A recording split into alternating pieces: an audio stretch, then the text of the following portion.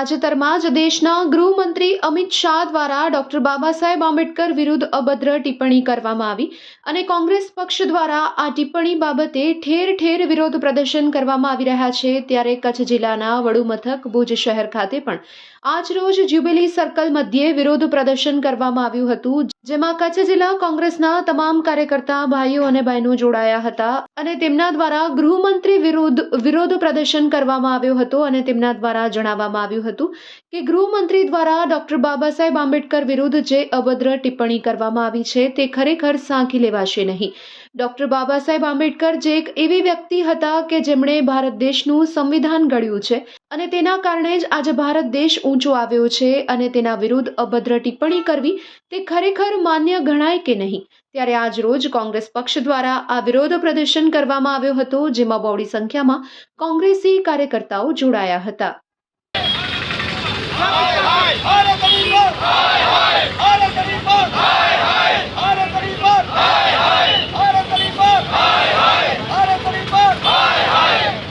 जब तक सूरज चांद रहेगा, सूरज चांद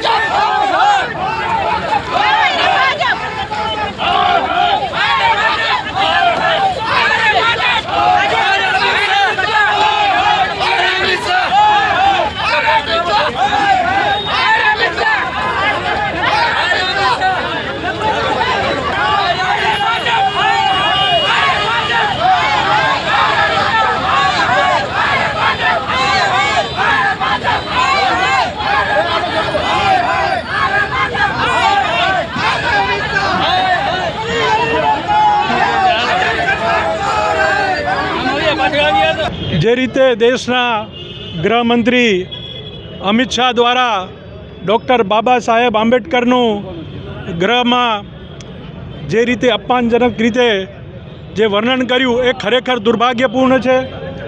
આજે આ ભારતીય જનતા પાર્ટીની અને અમિત શાહની જે ડૉક્ટર બાબા સાહેબ આંબેડકર વિરોધી જે એમનું વલણ છે એ સ્પષ્ટ થાય છે। ભારતીય જનતા પાર્ટી પણ હર હંમેશા બંધારણમાં નથી માનતી એ સ્પષ્ટ થાય છે।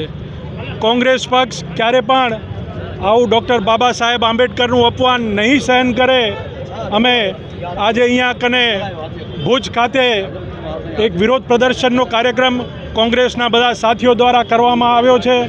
આવા ને આવા વિરોધ કચ્છના તમામ શહેરો, તાલુકાઓ અને ગામડાઓ સુધી જ્યાં સુધી ગૃહમંત્રી રાજીનામું નહીં આપે ત્યાં સુધી ઉગ્રપણે તમામ આ કચ્છના દરેક વિસ્તારોમાં અમે આ કાર્યક્રમ કરશું અને અમારી માંગ છે કે તાત્કાલિક ધોરણે ગૃહમંત્રીએ માફી માંગવી પડશે અને રાજીનામું આપે ત્યાં સુધી અમે આ વિરોધ કાર્યક્રમ ચાલુ રાખશું।